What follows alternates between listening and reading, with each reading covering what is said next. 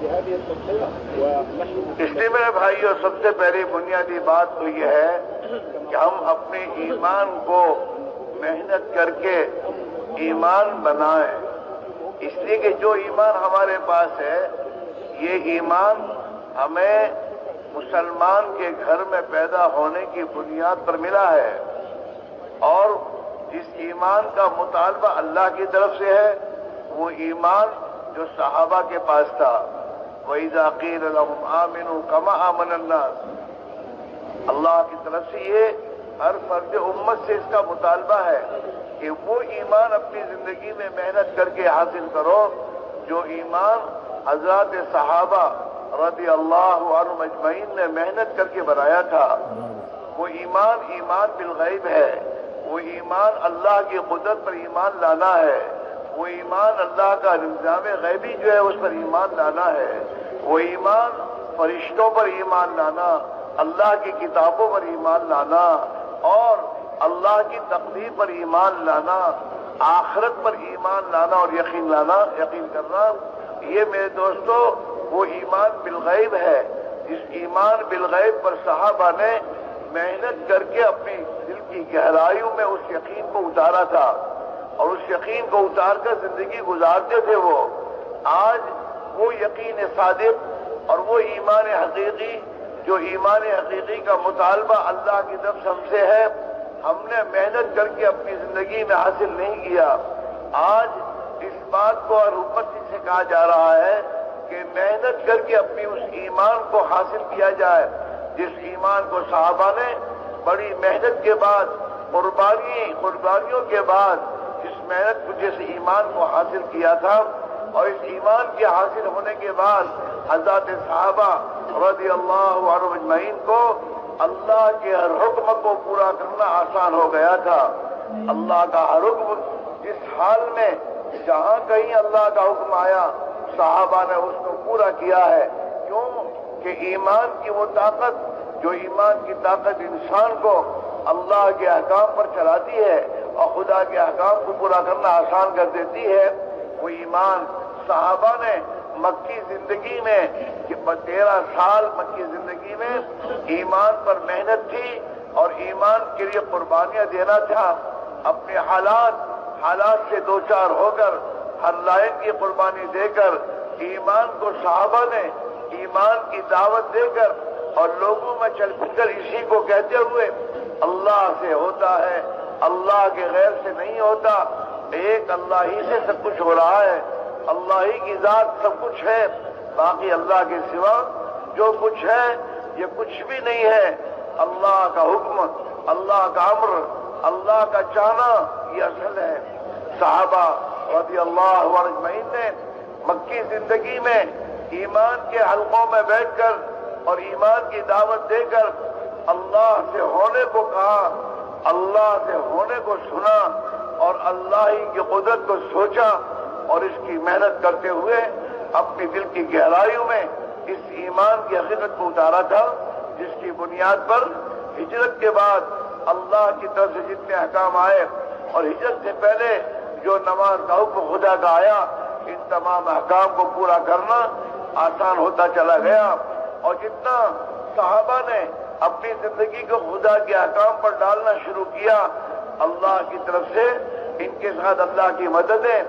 اور اللہ کی تائید اور خدا کا غیبی نظام صحابہ کی موافقت میں ہوتا چلا گیا، جس کی بنیاد پر یہ دنیا میں بھی کامیاب ہو گئے اور آخرت کی ابدی زندگی میں بھی اللہ نے ان کو کامیاب فرما دیا. তো মহতারাম দোস্ত বুজুর্গ বলতেছেন এই কথা এই জন্য এই ইমানকে হাসিল করবার মেহনত করতে হবে. আজকে আমাদের কাছে যে ইমান আছে সেটা তো হইল যে মুসলমানদের পরিবারের মধ্যে জন্মগ্রহণ করবার কারণে ওই ইমান আজকে আমাদের দিলের মধ্যে আছে. কিন্তু মহতারাম দোস্ত বুজুর্গ আল্লাহ তাআলা আমাদের কাছ থেকে যে ইমানটা চাইতেছেন সেটা হইল ইমানে মতলুব. ওই ইমান যে ইমানটা আল্লাহ তাআলা আমাদের কাছ থেকে চাইতেছেন ওই ইমানটা হইল যে ইমান সাহাবায়ে কেরামের কাছে ছিল. এই জন্যই আল্লাহ তাআলা কোরআনে পাকের মধ্যে বলছেন ওয়াইযা কিলা লাহুম আমিনু কামা আমানান নাস, এই নাসের দ্বারা আল্লাহ তাআলা সাহাবায়ে কেরামকে বুঝাইছেন. তো এই জন্য বলেন যে ওই রকম ইমান আল্লাহ তাআলা আমাদেরকে আনতে বলছেন যে ইমানটা সাহাবায়ে কেরামের কাছে ছিল. আজকে মুসলমান হওয়ার কারণে পারিবারিক সূত্রে মুসলমানদের পরিবারের মধ্যে জন্মগ্রহণ করার কারণে যে ঈমানটা আমাদের কাছে আছে, এইটার পরিবর্তে সাহাবায়ে কেরাম যে মেহনত করে ঈমানকে অর্জন করছিলেন, ওই ঈমান আনবার জন্য আল্লাহ তাআলা আমাদের কাছ থেকে চাইতেছেন এবং আল্লাহ তাআলা আমাদেরকে হুকুম দিতেছেন। তো মোহতারাম দোস্ত আর বুজুর্গ, সাহাবায়ে কেরাম ওই ঈমান কিভাবে তাদের দিলের মধ্যে আনছিলেন? এক তো সাহাবায়ে কেরাম রাদিয়াল্লাহু আনহুম আজমাইন আল্লাহ পাকের বরত্ব এবং বড়াইয়ের কথা, আল্লাহ পাকের কুদরতের কথা এবং গায়েবী নিজামের কথা, যেগুলো অদৃশ্যের মধ্যে রয়ে গেছে, যে আল্লাহ পাকের ফেরেশতাদের নিজাম, যে এরকম ভাবে তকদীরের ভালো মন্দ আল্লাহ পাকের পক্ষ থেকে, মওতের পরে দোবারা জিন্দা হওয়ার কথা, আর বলেন যে এরকম ভাবে আসমান থেকে যে সমস্ত কিতাবকে আল্লাহ তাআলা নাযিল করছেন এটার উপরে বিশ্বাস, আর সাথে সাথে বলেন যে সমস্ত নবীদেরকে এবং রাসূলদেরকে যে আল্লাহ তাআলা পাঠাইছেন এটার উপরে বিশ্বাস, যে সমস্ত গায়েবের জিনিসের খবর আল্লাহ তাআলা দিতেন এটার উপরে বিশ্বাস সাহাবায়ে কেরাম করতেন, মেহনত করে এই বিশ্বাসটাকে অর্জন করছিলেন। তো বলেন যে ওই বিশ্বাসটা আমাদের দিলের মধ্যে অর্জন করতে হবে, ওই ইয়াকিন আমাদের দিলের মধ্যে হাসিল করতে হবে। তো মোহতারাম দোস্তার বুজুর্গ, মানুষের দিলের মধ্যে যখন গায়েবের ইয়াকিন মজবুত হয়ে যায় এবং আল্লাহ পাক সবকিছু করনেওয়ালি জাত, এই কথার বিশ্বাস যখন দিলের মধ্যে জমে যায়, তখন মোহতারাম দোস্তার বুজুর্গ, আল্লাহ পাকের হুকুমগুলো পুরা করাও সহজ হয়ে যায়, আসান হয়ে যায়। আল্লাহ পাকের হুকুমের উপরে ওঠা তখন মানুষের জন্য সহজ হয়ে যায়। এই জন্য সাহাবায়ে কেরাম রাদিয়াল্লাহু আনহুম আজমাইন ওনারা মক্কা মুকাররমার 13 বছরের জিন্দেগি ঈমানের মেহনতের উপরে কাটাইছেন, আর ঈমানের জন্য কষ্ট করতেন, কুরবানি করতেন, ঈমানের দাওয়াত একে অপরকে দিতেন, আর বলেন যে এরকম ভাবে ঈমানের মজলিস কায়েম করতেন, ঈমানের কথা একে অপরকে বলতেন, আর বলেন যে এরকম ভাবে এই মেহনতটা পুরা হওয়ার পরে শরীয়তের যে হুকুম আহকামাত নাযিল হইছে হিজরতের পরে মদিনা মুনাওয়ারার জিন্দেগিতে, অথবা হিজরতের আগে যে নামাজের হুকুম নাযিল হইছে, এই সমস্ত হুকুম আহকামাতের উপরে ওঠা সাহাবায়ে কেরামের জন্য সহজ হয়ে গেছে। তো মোহতারাম দোস্তার বুজুর্গ, মানুষের দিলের মধ্যে এই ঈমানকে জমাইবার জন্য ঈমানের দাওয়াত, আল্লাহ পাকের বরত্বের কথা,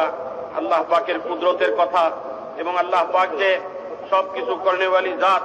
এই গায়েবের কথাকে বারবার বলা, এই দাওয়াতের মাধ্যমে এবং এই দাওয়াতের রাস্তার মধ্যে যে কুরবানি হইছে ঈমানকে কবুল করার কারণে, এই কুরবানির মাধ্যমে সাহাবায়ে কেরাম দিলের মধ্যে ঈমানকে জমাইছিলেন। আর বলেন যে ঈমানের লাইনে মেহনত হইতে হইতে যখন এক স্তর পর্যন্ত ঈমান ওনাদের পৌঁছে, এরপরে আল্লাহ পাকের পক্ষ থেকে আহকামাত নাযিল হওয়া শুরু হয়েছে, একের পর এক হুকুম নাযিল হওয়া শুরু হয়েছে। আর যখন এই হুকুমগুলোকে ওনারা জিন্দেগির মধ্যে যে এরকম ভাবে জিন্দা করতেন আর এই হুকুমগুলোকে জিন্দেগির মধ্যে পুরা করতেন, তো আল্লাহ তাআলা ওনাদের জিন্দেগির মধ্যে আল্লাহ পাকের ওয়াদাগুলোকেও পুরা করা শুরু করতেন, আর আল্লাহ পাকের পক্ষ থেকে সাহায্য, মদদ, নুসরত, এই সব কিছু ওনাদের জিন্দেগির মধ্যে আসা শুরু হয়ে গেছে। তো একদিকে ওনারা কুরবানির মাধ্যমে ঈমান বানাইছেন, আর এই ঈমানের মাধ্যমে ওনাদের জিন্দেগির মধ্যে আল্লাহ পাকের হুকুম আহকামাত গুলো, দ্বীনের সমস্ত হুকুম আহকামাত গুলো জিন্দা হয়েছে, আর একদিকে এই হুকুম আহকামাত জিন্দা হওয়ার ফলশ্রুতিতে আল্লাহ পাকের পক্ষ থেকে ওনাদের উপরে সাহায্য আর মদদের দরজাও খুলছে। আর এর মাধ্যমে মোহতারাম দোস্ত আর বুজুর্গ, দুনিয়ার আখিরাতে আল্লাহ পাক ওনাদেরকে কামিয়াব করে দিয়েছেন। এই ঈমান আর আমালের মাধ্যমে দুনিয়ার জিন্দেগিতেও ওনারা কামিয়াব হয়েছেন, আখিরাতের জিন্দেগিতেও আল্লাহ তাআলা ওনাদেরকে কামিয়াব করে দিয়েছেন।